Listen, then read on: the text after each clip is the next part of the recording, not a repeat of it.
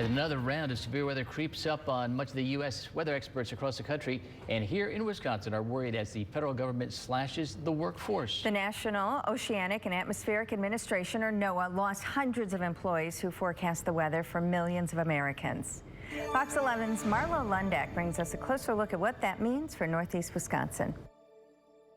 Whether it's sunny and 75, torrential downpours and flooding, or tornadoes or blizzards, it's all predicted by scientists at the National Oceanic and Atmospheric Administration, or NOAA. In the 2024 fiscal year, NOAA accounted for just 0.1% of the total U.S. budget. Despite this, at least 600 forecasters with NOAA's National Weather Service lost their jobs at the end of February as part of the Trump administration's push to cut federal spending. They're taking a meat axe to something that's already short-staffed. People are going to feel that effect immediately. In a statement to Fox 11, 8th District Representative Tony Weed says, quote, "I recognize that these staffing changes are an ongoing and evolving situation. I will continue to actively monitor the impact this will have on the National Weather Service office in Green Bay and work with the Trump administration to ensure that their critical services continue while also working to make our government more efficient." There are 5 NWS offices that cover the Badger State, 3 in Wisconsin itself and 2 in Minnesota. When we make these kind of sloppy, not well thought out decisions about cutting government services, is we're putting people's lives in danger. And that's a serious, true statement. Lives are in danger now that were not in danger to the same degree just 2 months ago. Fox 11 reached out to Representative Glenn Grothman and Senator Ron Johnson on Friday and again on Wednesday for comment on the cuts, but we never heard back. John Martin is an atmospheric and oceanic sciences professor at the University of Wisconsin-Madison. He says the National Weather Service offices, which need to be staffed 24/7, were already short-staffed before the cuts.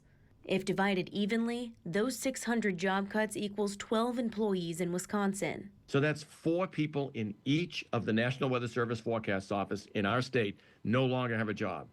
How can you possibly imagine that that office can work as efficiently in doing the job that it's supposed to do, warning citizens about weather threats, monitoring those threats, and giving up to the minute information and then sometimes shorter and medium range forecasts? It can't do the job by being short-staffed another 4 people. Fewer employees at each of these offices means each remaining forecaster has less time to break down complicated atmospheric data, Martin says.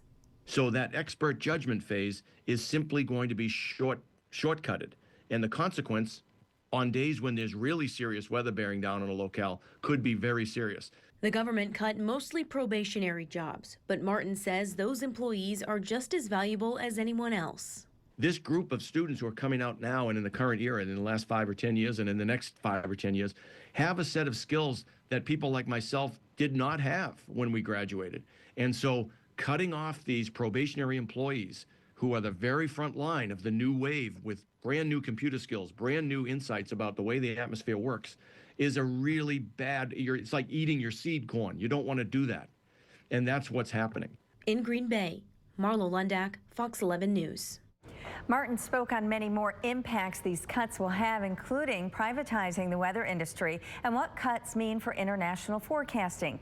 You can read those and more within Marlo's story on fox11online.com.